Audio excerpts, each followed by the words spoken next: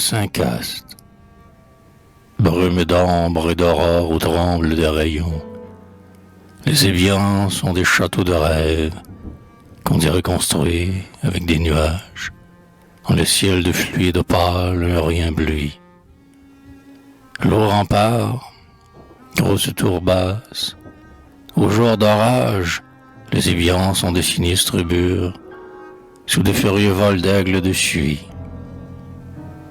Ils profilent de longues villes irisées, sur une immense plaine chatoyante et floue. Ils massent des armadas aux voiles rosés, ou des troupes d'oiseaux géants droits sur la houle, par des soirs de bleuets et des fleurs de pêcher, quand les lentes vagues semblent joncher de tendres pétales changeants. Quand les nuages de perles prennent des formes voluptueuses, dans la lumière câline, les Évians, d'un pâle incarnat velouté et modelé par une caresse de l'air, évoquent la mélancolie sereine et le mystère, en la solitude marine, d'un passage floral des ultimes sirènes.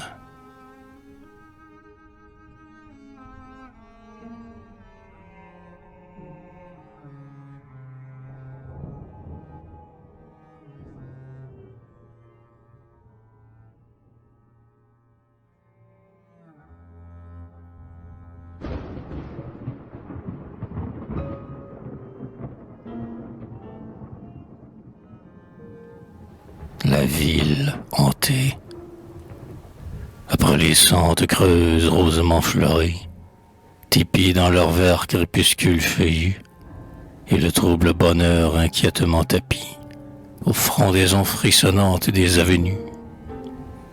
Après la gloire assez incomprise qui nimbe, d'Orphome éclaire les nobles villas des faiseurs, les sveltes filles qui se tassaient en corymbe, de coiffe blanche d'un luisant frêle de fleurs, s'égayent sur le haut rivage, où fa l'air libre.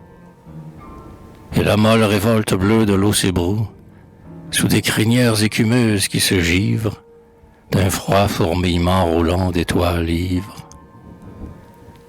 Puis la plage s'éloigne, puis la muraille hindoue, qui, loin du Gange au lent sommeil fluent d'eau lourde, plonge comme un brun de pagode dans la mer.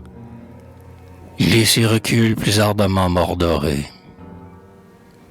La flèche noire du bateau vibre et oscille, sous des bouquets surgissants de fumée cuivrée, et griffe une blancheur surgie d'étranges villes qui montent, haute et droite, et dure dans le ciel, sous un roi de clocher, maussade dans l'air vermeil. Une rousse lueur s'éveille aux yeux des filles, comme un faible reflet de torride soleil. Adieu, fraisant nuit vert d'éclos, sous l'air ramé. Adieu, souci de pur trafic et de gains lourds. Voici les portes d'albe et de rose lumière, sur le mystérieux de la ville d'amour. Ces rues calmes ont en conduit de jeunes hommes, dont celui-là, bien sûr, que chacun aimera. Encore brûlé par les flammes des là-bas, fou de visionner en des prunelles sombres, vers des belles flétries et banales, hélas.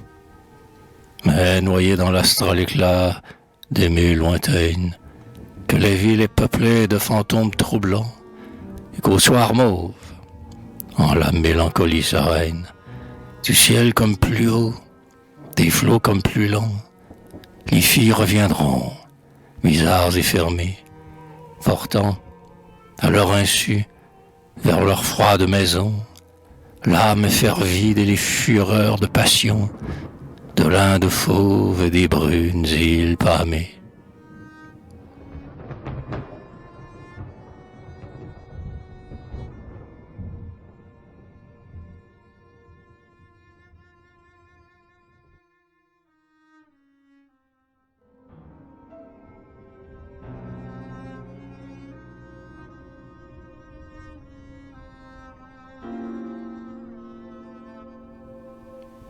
La grève. Près des forêts aux frémissants arcanes verts, la grève blonde est un Sahara d'or humide, avec tout le relief étrange du désert, les dunes fauves qui montent en pyramide, ou en molles tentes aux lentes courbes. Et les dépressions d'or, plus sombres s'endorment, les chocs et les sebkas dont les eaux lourdes ont des reflets de froid métal brillants et mornes, angoissants comme des sourires ennemis, et les longues traînées de coquilles blêmies qui semblent des ossuaires mystérieux, et les malingres oasis de chardon bleu.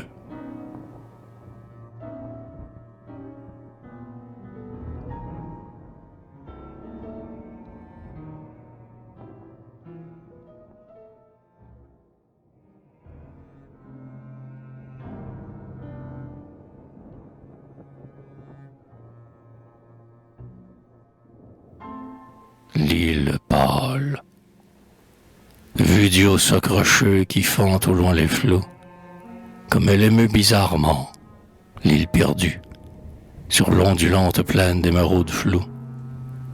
L'île si proche, si vague, et plus inconnue que l'éther noyé en l'azur des tropiques, macule sur les mers fabuleuses du sud.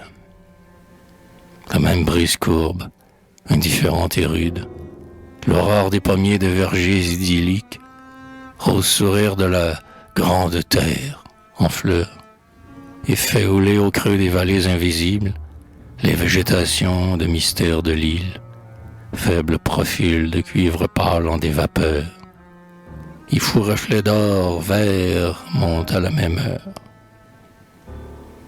pour se fondre à la même brune de clarté, des larges baies qui doublent les forêts côtières, et de la vaste couluie, en un coin écarté, une eau rare cachée dans les rocs insulaires, et trois miroirs où joue l'ombre d'une herbe frêle. Mais tout s'ignore des quelques humains nichés, à l'abri des pierreux remparts de l'île pâle, épars sur le sol maigre qui ne se révèle que par de minces traînettes ou effilochées, de fumée bise ou bleue ou nuancée d'opale. D'autres baies savent les sillages des canaux, qu'ils lancent vers la longue côte nourricière, d'ici point noir, des brigeotés filant sur l'eau. Mais l'on rêve à l'approche et nébuleuse terre, à sa grève, au silence effarant de ses ports, à ses côtés, plus ignorés de l'autre bord, que rongent insensiblement les flots du large, à des sites bornés, et peut-être divin, qui serait, pourquoi non, les grisants paysages, cherchés à des milliers de lieues, toujours en vain, et visions de chair passée, nous attendraient dans ces lignes, cernant une tache cuivrée, murée entre deux caps unis par le lointain. Et pourquoi ne serait-ce pas l'île voilée, qui contiendrait, fleur âcre entre les fleurs marines, la sauvage beauté que ma folie devine, cruelle et chère en mon âme désemparée, la sombre héros qui dure appelé au jour noir. Peut-être ces regards vont-ils croiser les miens, de si loin, à travers l'air gris bleuté, ou bien cherche-t-il la forêt visible au sombre moire, si douce quand les rêves espéraux la fleurissent, si veloutée, si près des rocheux promontoires, la forêt où soupirent les oaristis.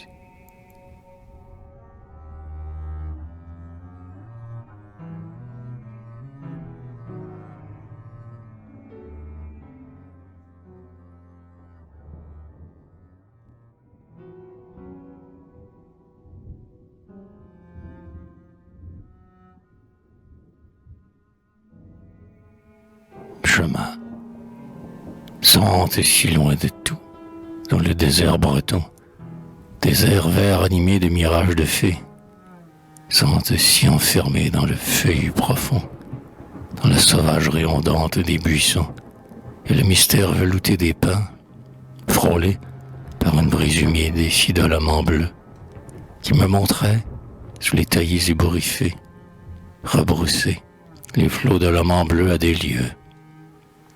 Comme vous me souliez au centre de trappeur, Dieu brutal, farouche et fauve en sang de vos fleurs.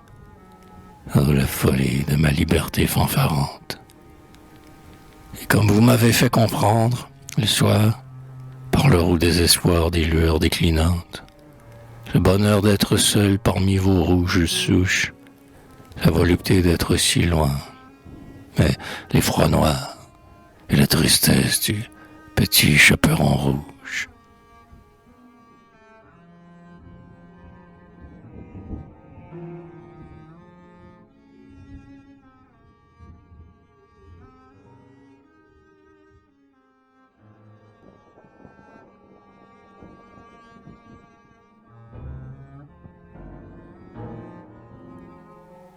La goélette, la femme rude, à l'air hagard, aux yeux meurtris, qui regarde, penché à sa haute fenêtre, le port, gouffre étroit dans les rocs fauves et gris, puis le ciel floral où des étoiles vont naître, l'exquis triste vol des goélands dans l'air, le doux adieu lilas des falaises voisines, les clochers roses qui veillent sur les collines, et la ville, où grand jour dure neige de pierre, qui darde maintenant sa flèche incarnadine, vers les nuées où glissent des formes changeantes. La femme navrée aux prunelles expectantes, dont le regard, obstinément revient au port, ne voit plus, sur les courtes vagues mutinées, la noire goélette roulant bord sur bord, ou se cabrant en virevolte forcenée, comme prête à briser la chaîne qui la tient, mouillée à l'abri des récifs grondants, mais bien une âme sombre qui bondit, emprisonnée.